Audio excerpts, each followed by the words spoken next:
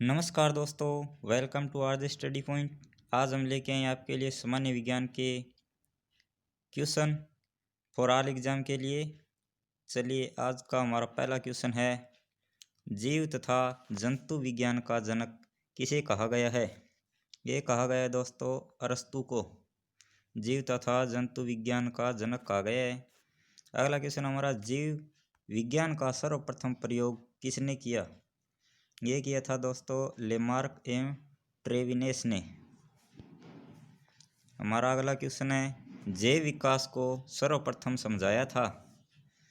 जैव विकास को सर्वप्रथम लेमार्क ने समझाया था दोस्तों।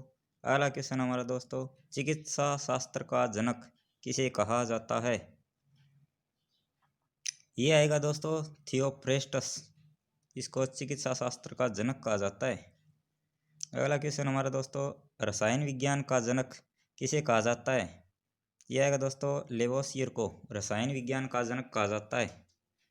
फादर ऑफ केमिस्ट्री लेवोसियर को कहा जाता है दोस्तों। अगला क्वेश्चन हमारा दोस्तों, मानव का विकास इतिहास परंपराओं से संबंधित विषय कहलाता है? यह कहलाता है दोस्तों एंथ्रोपोलॉजी। मानव के विकास इतिहास तथा परंपराओं से संबंधित विषय वो आता है दोस्तों एंथ्रोपोलॉजी के अंदर। अगला क्वेश्चन हमारा दोस्तों, गैसों के विसरण के नियम का प्रतिपादक कौन था? यह आएगा दोस्तों ग्राहम, जो गैसों के विसरण के नियम का प्रतिपादक था। अगला प्रश्न हमारे दोस्तों, ग्रहों के गति के नियम का प्रतिपादन किसने किया था? यह आएगा दोस्तों जॉन केपलर ने। यह आएगा दोस्तों जॉन केपलर। अगला क्वेश्चन हमारे दोस्तों, जड़त्व के नियम की खोज किसने की थी? यह आएगा दोस्तों गैलीलियो ने जड़त्व के नियम की खोज की थी। अगला क्वेश्चन हमारे दोस्तों, गुरुत्वाकर्षण नियम के प्रतिपादक कौन थे? ये तो आप सभी को पता होगा दोस्तों, ये थे न्यूटन, जैक आइंस्टीन न्यूटन। अगला क्वेश्चन हमारे दोस्तों, प्राकृतिक वर्ण सिद्धांत के प्रतिपादक कौन थे? ये है दोस्तों डार्विन, जो प्राकृतिक वर्ण सिद्धांत के प्रतिपादक थे। अगला प्रश्न हमारे दोस्तों, उत्परिवर्तन का सिद्धांत दिया था? ये दिया था दोस्तों ह्यूगो डी ब्रिज ने उत्परिवर्तन का सिद्धांत दिया था। अगला प्रश्न हमारे दोस्तों, नेचुरल सिलेक्शन का सिद्धांत किसने दिया था? यह आएगा दोस्तों डार्विन ने नेचुरल सिलेक्शन का सिद्धांत दिया था। अगला प्रश्न हमारे दोस्तों, विकास के सिद्धांत के प्रतिपादक कौन थे? ये दोस्तों चार्ल्स डार्विन, जो विकास के सिद्धांत के प्रतिपादक थे। अगला प्रश्न हमारे दोस्तों, आनुवंशिकी के जनक कौन थे? ये थे दोस्तों ग्रेगरी जॉन मेंडल, जो आनुवंशिकता के पिता कहा जाता है इनको। अगला क्वेश्चन है दोस्तों, मेंडल ने अपने प्रयोग के चयन के लिए किसका प्रयोग किया था? यह आएगा दोस्तों मटर के पौधे का प्रयोग किया था इन्होंने आनुवंशिकता के नियम को जानने के लिए। अगला क्वेश्चन हमारा दोस्तों, आनुवंशिकता के विज्ञान को आनुवंशिकी किसने कहा था? आनुवंशिकता के विज्ञान को आनुवंशिकी डब्ल्यू वाटसन ने कहा था।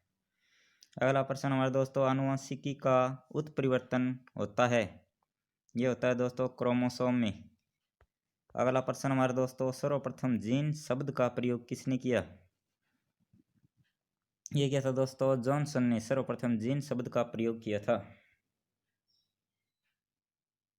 अगला प्रश्न हमारे दोस्तों, जीन, ये जीन है दोस्तों, जीव नहीं आएगा यहाँ पे। जीन किस में अवस्थित होते हैं?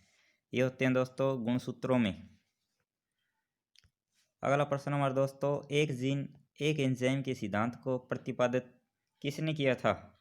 ये दोस्तों बिडल एवं टेटम ने एक जीन एक एंजाइम के सिद्धांत को प्रतिपादित किया था। खून का रंग किसके कारण लाल पाया जाता है? ये दोस्तों हीमोग्लोबिन के कारण खून का रंग लाल पाया जाता है। अगला क्वेश्चन हमारे दोस्तों, हीमोग्लोबिन में पाया जाने वाला तत्व है? यह आएगा दोस्तों लोहा। जिसे अफ ही वर्णक पाया जाता है। ये हीमोग्लोबिन किसका यौगिक है? ये दोस्तों प्रोटीन का यौगिक।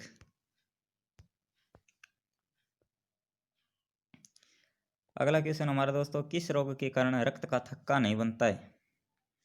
ये दोस्तों हीमोफीलिया रोग के अंदर रक्त का थक्का नहीं बनता है। हीमोफीलिया रोग एक आनुवंशिक रोग है दोस्तों, जिसमें वाहक तो मादा होती है,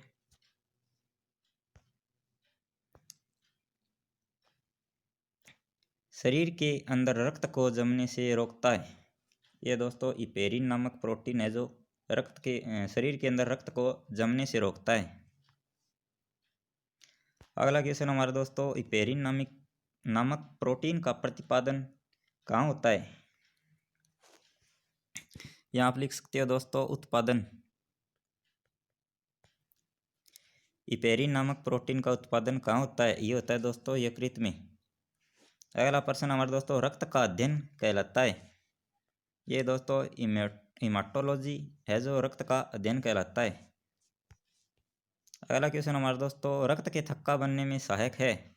ये दोस्तों प्लेटलेट्स है जो रक्त का थक्का बनने में सहायक होती हैं। प्लेटलेट्स की मृत्यु कहाँ होती है? ये होती है दोस्तों प्लीहा में, जिसे तिल्ली भी बोलते हैं। रक्त का थक्का जमने में सहायक विटामिन कौन सी होती है? ये होती है दोस्तों विटामिन के, जो रक्त का थक्का बनाने में सहायक होती है। अगला प्रश्न हमारे दोस्तों, रुधिर का तरल भाग होता है जो होता है दोस्तों प्लाज्मा का। जो पदार्थ की चौथी अवस्था है प्लाज्मा, चौथी अवस्था।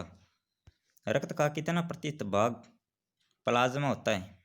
यह तो दोस्तों 60% भाग रक्त का है जो प्लाज्मा होता है। ये दोस्तों पदार्थ की चौथी अवस्था है, या ये दोस्तों प्लाज्मा है जो पदार्थ की चौथी अवस्था होती है। अगला है दोस्तों, रक्त में पाई जाने वाली धातु है?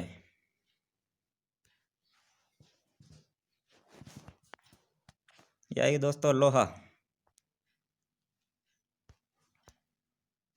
अगला दोस्तों, ब्लड बैंक कहलाता है? हमारे शरीर में ब्लड बैंक क्या कौन सा? ये ब्लड बैंक कहलाता है दोस्तों हमारे शरीर में प्लीहा। प्लीहा को ब्लड बैंक के नाम से जाना जाता है। अगला दोस्तों, आरबीसी का कब्रगाह होता है? यह दोस्तों प्लीहा आरबीसी का कब्रगाह होता है। अगला प्रश्न हमारे दोस्तों, ब्लड बैंक में रक्त को सुरक्षित रखा जाता है?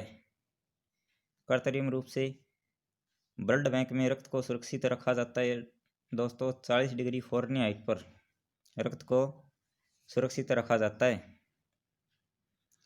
अगला है दोस्तों, रक्त समूह कितने प्रकार के होते हैं? ये होते हैं दोस्तों 4 प्रकार के। रक्त समूह ए, रक्त समूह बी, रक्त समूह ए बी और रक्त समूह ओ। अगला प्रश्न हमारे दोस्तों, रक्त समूह की खोज किसने की थी? यह दोस्तों कार्ल लैंडस्टीनर ने रक्त के समूह की खोज की थी। अगला प्रश्न हमारे दोस्तों, सर्वदाता रक्त समूह है? यह दोस्तों रक्त समूह ओ, जो सभी से रक्त ग्रहण कर सकता है दोस्तों। अगला प्रश्न हमारे दोस्तों, सर्वग्राही रक्त समूह कौन सा होता है? यह दोस्तों ए बी, जो सर्वग्राही रक्त समूह होता है।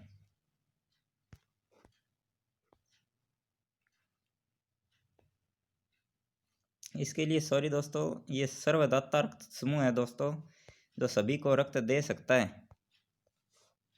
रक्त दे सकता है। ये दोस्तों सर्वग्राही रक्त समूह है, ये होता है दोस्तों ए बी, जो सभी से रक्त ले सकता है। अगला दोस्तों, आरएच फैक्टर संबंधित है? यह दोस्तों रक्त से संबंधित है आरएच फैक्टर। आरएच फैक्टर के खोजकर्ता कौन थे? ये थे दोस्तों लैंडस्टीनर एवं विनर।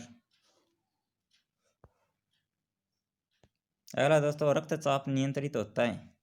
ये होता है दोस्तों एड्रिनल ग्रंथि से रक्तचाप नियंत्रित होता है, यानी ब्लड प्रेशर दोस्तों एड्रिनल ग्रंथि से नियंत्रित किया जाता है। अगला दोस्तों, रक्त को शुद्ध करता है?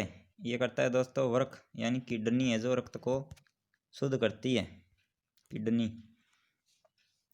अगला दोस्तों, रक्त के शुद्धिकरण की प्रक्रिया क्या कहलाती है? ये कहलाती है दोस्तों डायलिसिस, जो रक्त के शुद्धिकरण की प्रक्रिया होती है। अगला दोस्तों, मूत्र का निर्माण होता है, ये होता है दोस्तों वृक्क में, यानी किडनी में होता है दोस्तों मूत्र का निर्माण। ये दोस्तों आगे आएगा दोस्तों, वर्क का भार होता है, ये आएगा वर्क, यानी किडनी का भार होता है दोस्तों, ये होता है 150 ग्राम। अगला क्वेश्चन है दोस्तों, मानव के गुर्दे में बनने वाली पथरी बनी होती है, ये बनी होती है दोस्तों कैल्शियम ऑक्जेलेट की। जो हमारे मानव शरीर के अंदर गुर्दे के अंदर बनने वाली पथरी होती है, जो कैल्शियम ऑक्जेलेट की बनी होती है दोस्तों।